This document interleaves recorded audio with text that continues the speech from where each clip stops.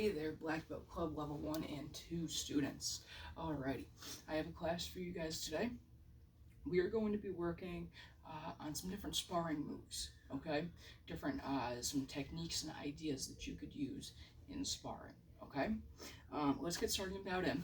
Feet apart, toes straight ahead, push the knees out, hands come up. Set position, bow.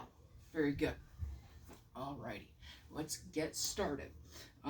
For your warm-up, what I want to do, it's going to be 5 jumping jacks, 5 push-ups, 5 squats, and we're going to do that a total of 3 times, okay? Let's get started with it. Ready? Jumping jacks, go. 5 push-ups.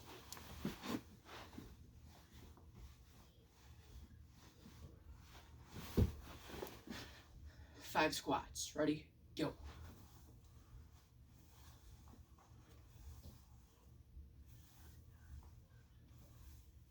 Good. All right, let's do that again. Ready? 5 jumping jacks.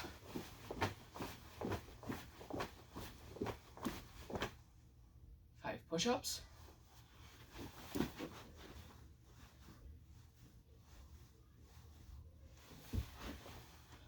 5 squats.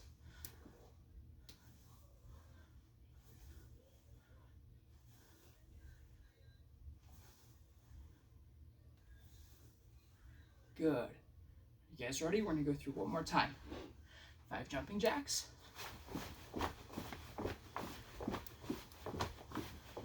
5 push-ups.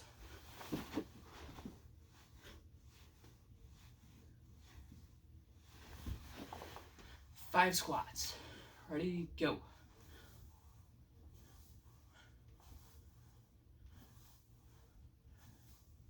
Awesome. Good. Now we're going to stretch yourselves out a little bit. We'll do some over-unders with the arms.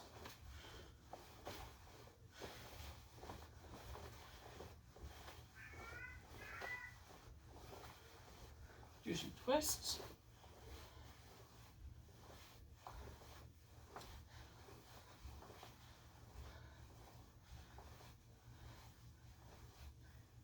Hands behind your back. Pull.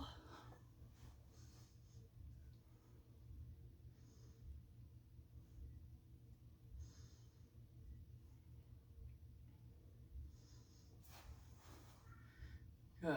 Feet a little bit farther. Reach up high. Reach down low. Keep your legs straight. Don't bend the knees. And stand up. Good. All right. If anybody needs a drink, go ahead and take that one now, okay? Wait just a minute.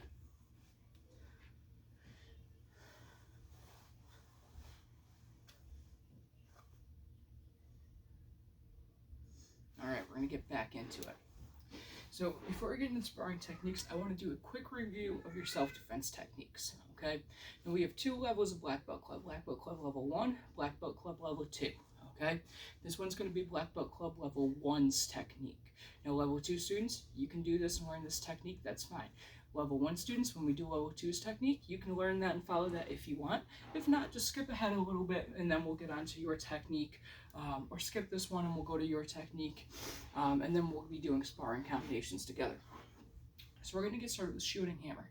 We've worked it a bunch, so it's really just a review. Okay? Shooting hammer is off of a roundhouse punch. Somebody's swinging a punch at the side of your head. So we're standing normally. We're going to step straight back and do an outward block, an extended outward block. That means the fist, the palm rather, is pointing out. Outward block is my other hand's in a positional check. From here, my front hand is going to come across. I'm going to strike with a hammer fist right to the nose. And then I'm going to do a small step forwards. It's called a step drag as I bring my arm in and I do a side elbow strike. Let's do that again. Ready? So it's shielding hammer. 1, 2, 3. Again by the numbers.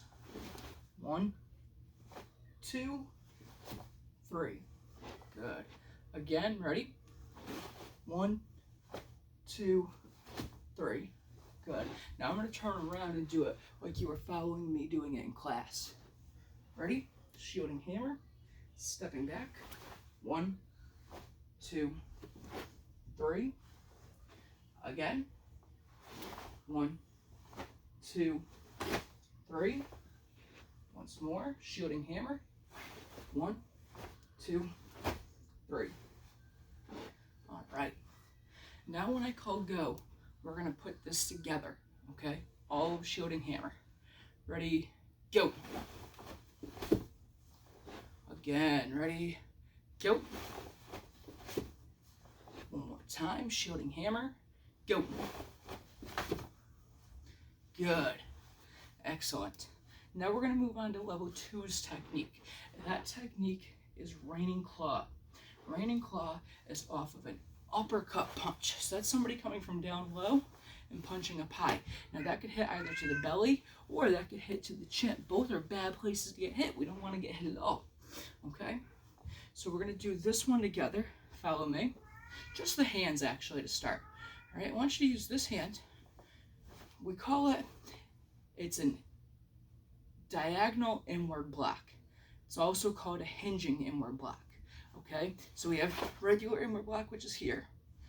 Your hinging inward block is more of a downward angle as you do your inward block. So we're going to do that hinging inward block. My other hand comes to a positional check. This back hand comes forwards, claw down, and then I'm going to pull this back as my front hands. This hand's going to roll out and back fist. Good. So just the hands.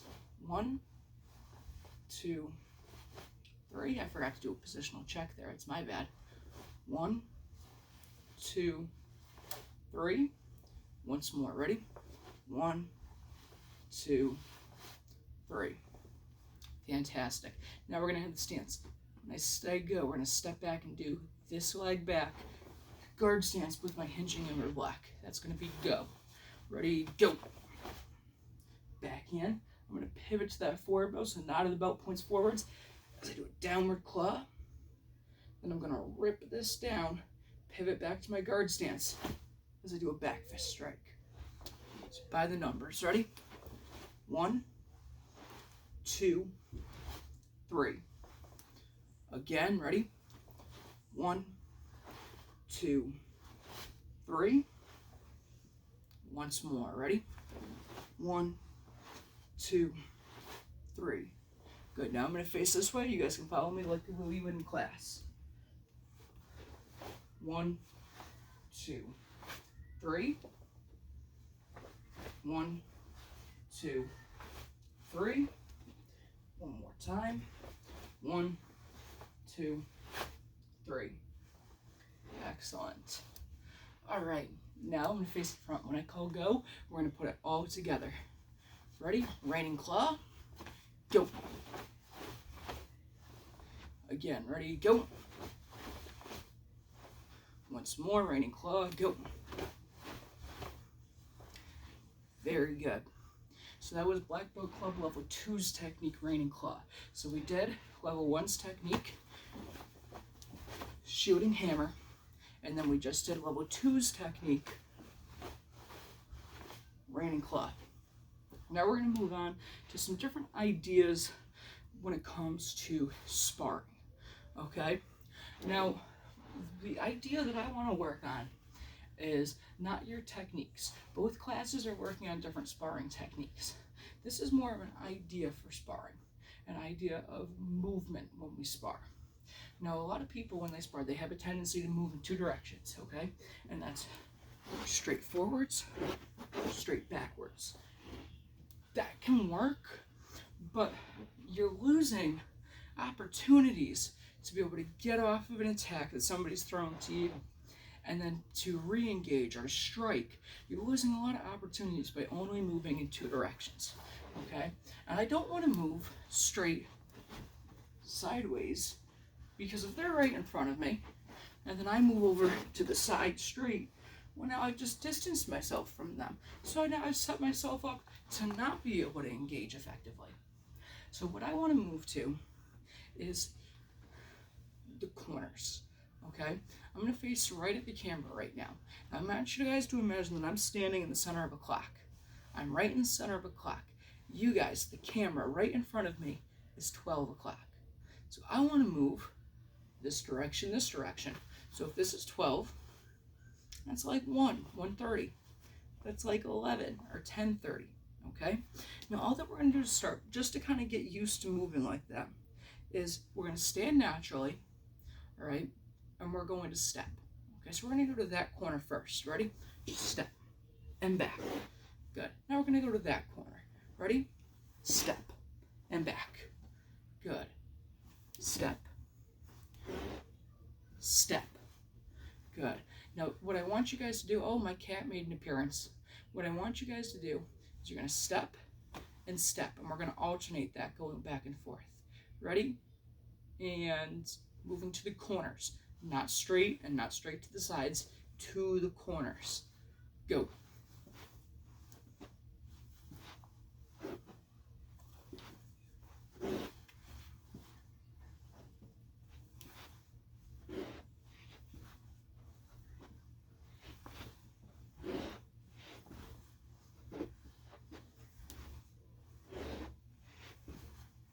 All right. Now we're going to do it, instead of just from standing naturally, we're going to do it from a guard stance, okay? Now the guard stance that I want to choose, we're going to have our stomach pointing that way to the side. So we're in our guard stance, all right? And you're going to move to that corner, here, moving into guard stance. To that corner, I don't want to step and have my back towards my target, so we're going to take the back leg and step up like that. So that way I'm always looking towards the target. And there's a reason that we don't want our back towards our target. There's a few reasons. Number one is that if I can't see who I'm going against, that's a big problem. I need my eyes, okay? If I can't see where they are, I don't know what they're doing. I don't know how to defend. So I need to be able to see them. The other thing, though, is, and it's a big thing in a lot of type of wrestling arts, jiu-jitsu, judo, things like that. You don't want to give your back to somebody, because when you give your back, now they have a chance to get on you, they have a chance to choke you, and what can you really do to protect yourself? It's not much. So I never want to give somebody my back. I always want to stay looking at them and stay facing them, okay? So we're going to be in our guard stance. This corner, it's a step. This corner, I swing the leg around. Still in my guard stance. Always stay in a guard stance, ready to protect myself. Ready? And then we move back, and then here, and then move back to your center again, to your starting spot. Then we move back, and then we move off. Good. And then move back, and then we move off. Ready? And one more. So here, move back, and then to here. Fantastic. Now, they're in front of you. This is a sparring drill, okay? When you move, we're not just moving to move. We should have a strike ready, or we should have a combination of strikes ready. Now, what I want you guys to do, you're going to have to be a little bit creative here. I'm not going to tell you the moves to do. This is on you guys, okay? You're going to step and then throw a combination. You're going to step and then throw a combination. But I don't want it to be some crazy combination that would never work. I want you to think, what could I throw when I spar? What could work? And I want you to throw that. So don't be throwing some sort of a jumping, flipping, spinning hatchet type kick. All right? Make it something that will actually work in sparring. Ready? We're in our guard stance. We're going to go through it a few times. I'm going to be making up my own sparring combos as I do it. I want you to do the same. Don't necessarily follow me. Ready? I'm actually going to face this way too. Okay, just like the same direction that you're facing. Ready, guys? And begin.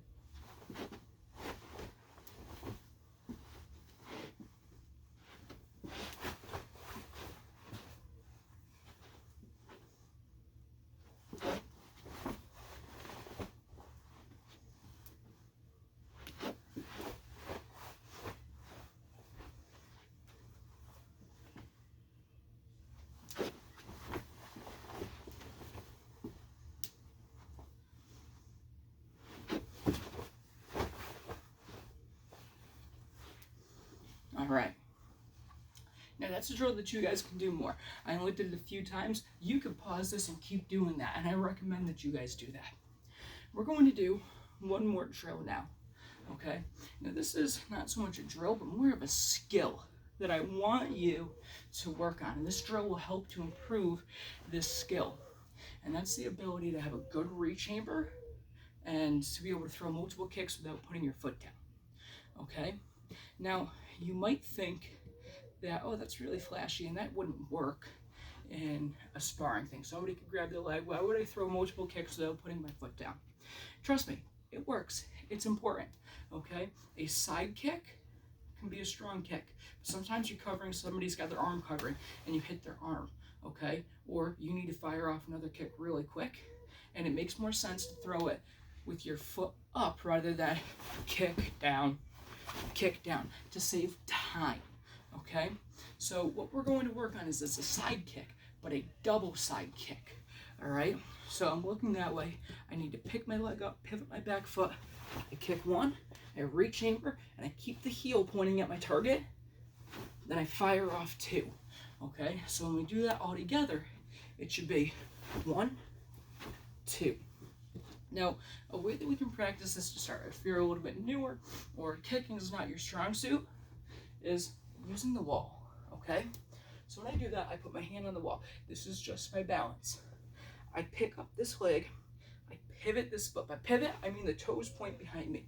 And that's super important for balance and for power, okay? Super important. It gets our hips engaged into it. When I don't pivot and just do that, I'm just using my leg, okay? Now that's still a strong strike.